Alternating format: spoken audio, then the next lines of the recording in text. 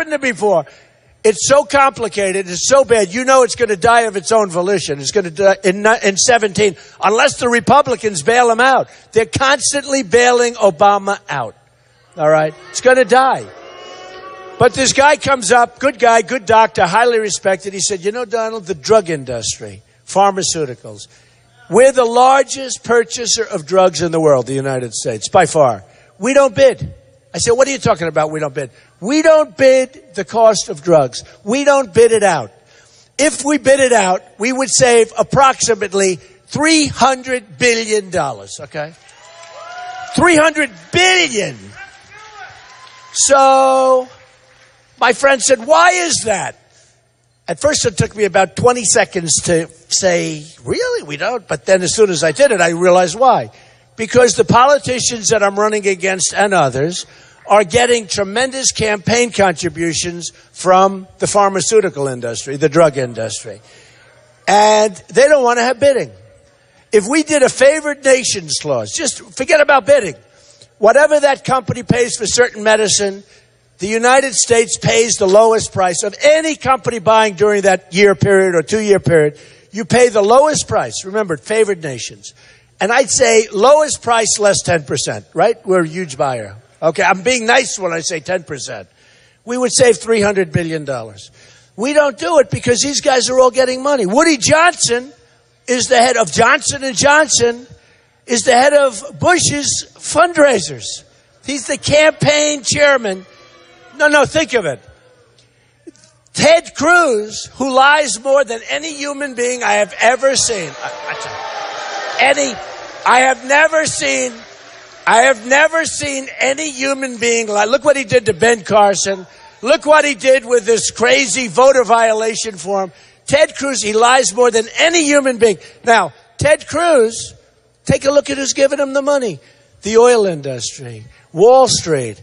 He puts down on his form, no loans. He doesn't put down the loans. He doesn't put down the banks because he's telling all the people that he's Robin Hood. He's going to protect them from Wall Street, big bad Wall Street. He's going to protect them.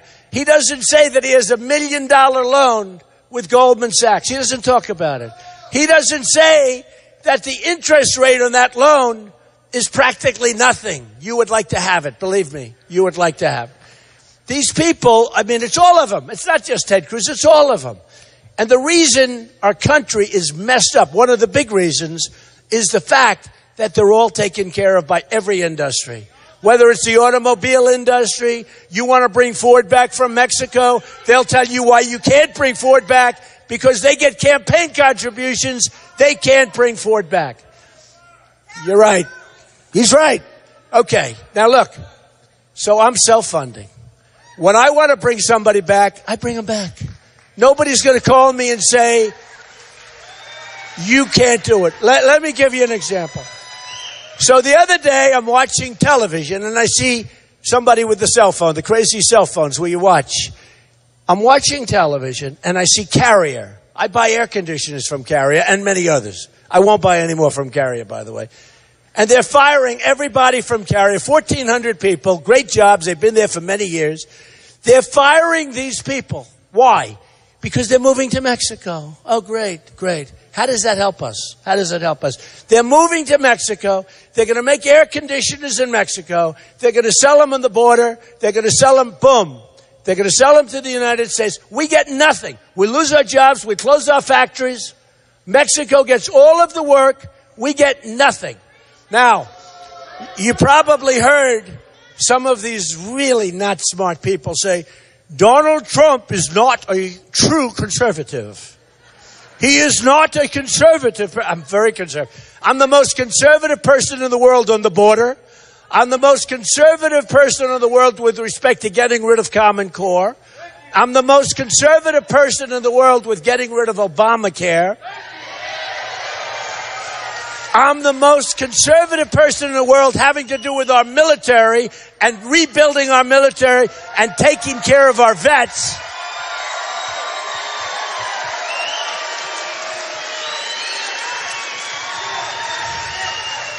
But they say, they take commercials. Donald Trump, and I get a kick. I watch these guys. Watch stiffs. Oh. Many of these guys in private industry, they wouldn't be able to get a job. And they're running the country. But, Jesus, they're idiots. But think of it. So they're saying he's not a conservative president. Let me just tell you something. I believe in free trade, but it's got to be smart trade. It's got to be trade with China. With China this year, we're going to lose trade deficit $500 billion. With Japan, we're going to lose a tremendous amount of money. They send their cars here like it's candy. Okay? Millions of cars we get. We send them wheat. We send them nothing.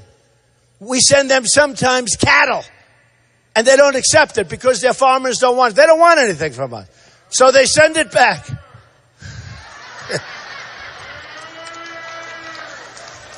That's right.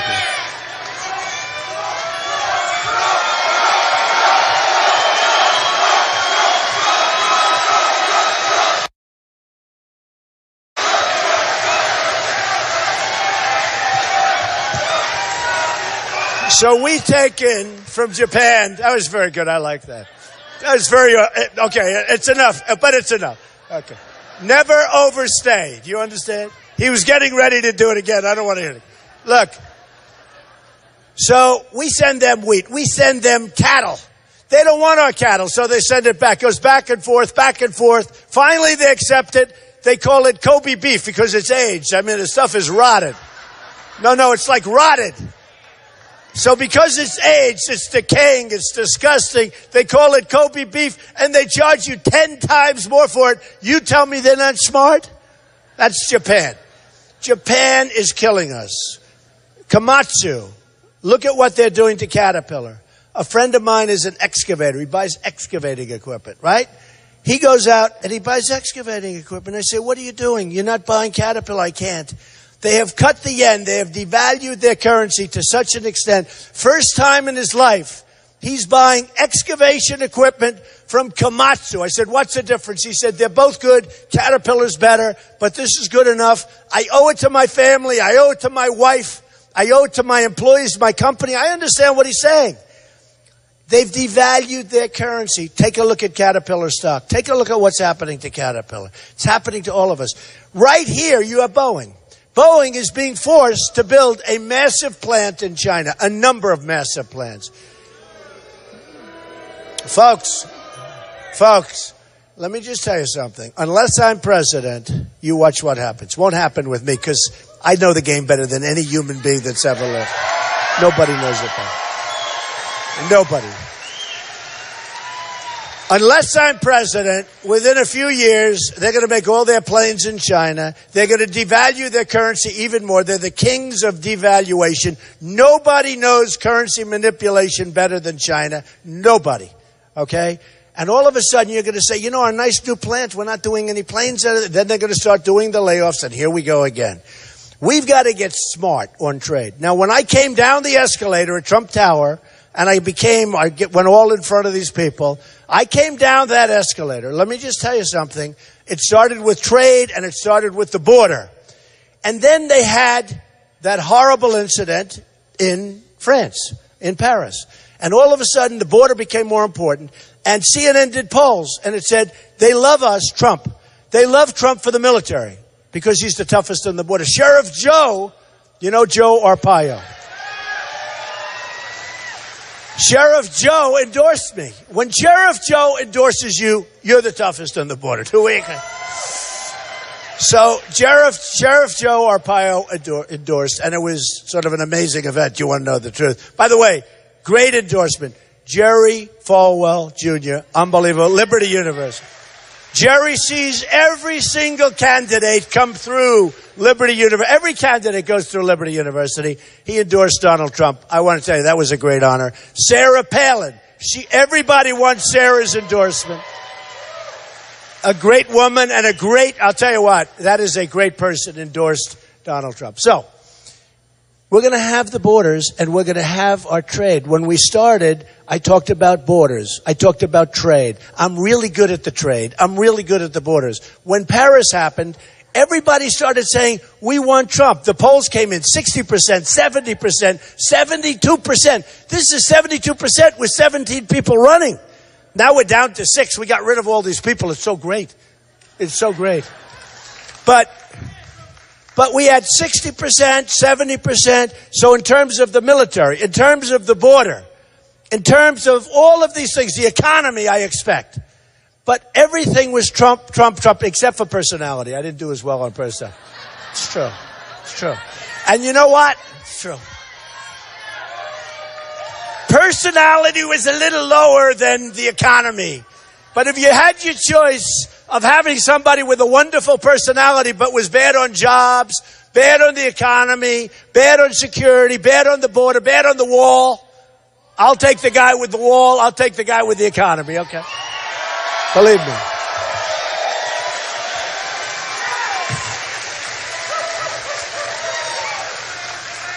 And I'm also a nicer guy than many of these people running. That I can tell you.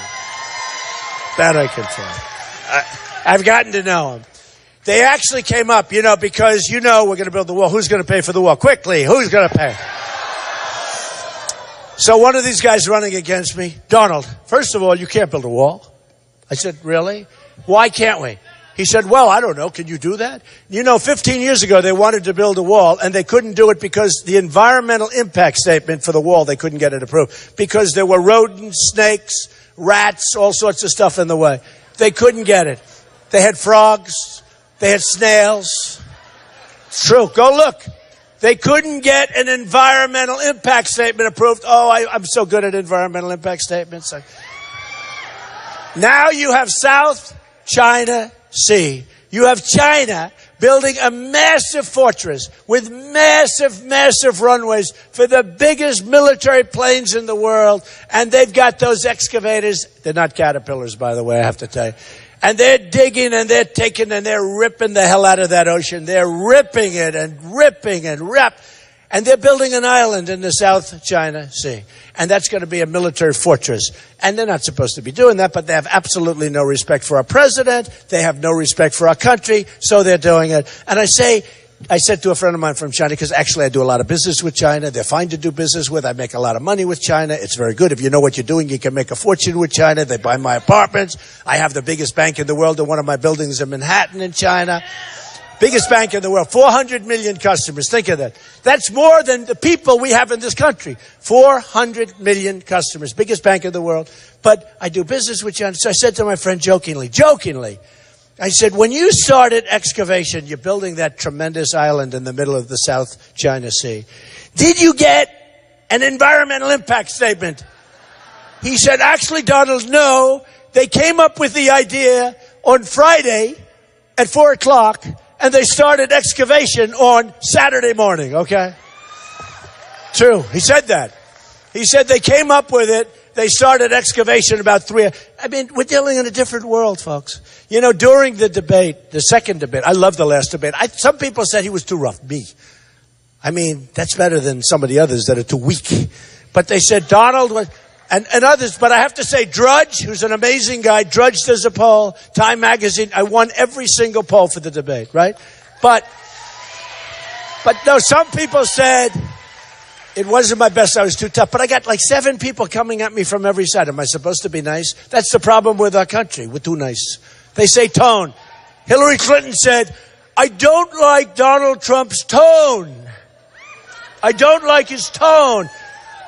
They're chopping off heads in the Middle East of our people. They're chopping off heads of Christians. They're chopping off heads of everybody. They're drowning people 30 at a time in cages. And she goes, I don't like his tone.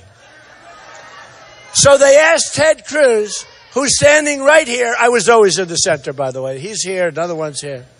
I've been in the center every single debate. Nice, right? It's called, no, not easy. Somebody said, that's amazing. Every single debate. I heard Ted's a good debater. I said, he is a good debater, but he can't talk, okay? Bad talker. He's a good debater, bad talker. So he's over here. They asked him about waterboarding. They said, Senator Cruz, what do you think of waterboarding? Oh, I don't want to talk about it. You know, he didn't want to talk about waterboarding because too controversial. And I'm saying to myself, they're chopping off heads. He doesn't want to talk about waterboarding. Then they look at me and they say, what do you think about waterboarding? Now, I didn't poll it. You know, I have more money than all of them put together 25 times, but I don't need a pollster. You know what? These guys